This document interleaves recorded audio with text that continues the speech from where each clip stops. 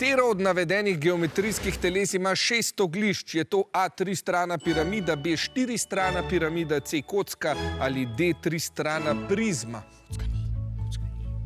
Jaz bi rekel prizma. 400. Ne, 3 strana prizma, nima. Dej, klikam. Kaj 4 strana piramida? Vem, kar... Čas se izteka, rumeni pravite 4-strana piramida, vijoličasti pa 3-strana prizma. Kdo ima prav? Pred seboj imam naslednja geometrijska telesa.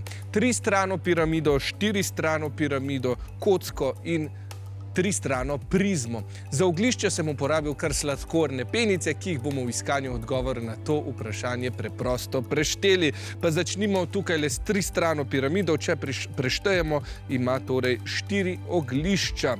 Takole potem imamo tule 4-strano piramido, ki ima 5 oglišč.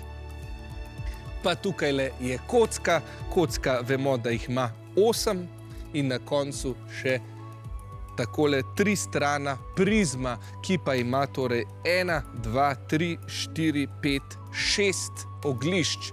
Ja, v vsakdanjem življenju se s takšnimi oblikami srečujemo pogosteje, kot se mislimo, od škatel do šotorov, pa vse do mostov in stavb. Še tako zahtevne konstrukcije pa si bomo lažje predstavljali, če si izdelamo preprosto ponazoritev s penicami. Ja, odgovor je bolj sladek za vijoličasto ekipo, ki si je priigrala novih 5 točk. Bravo!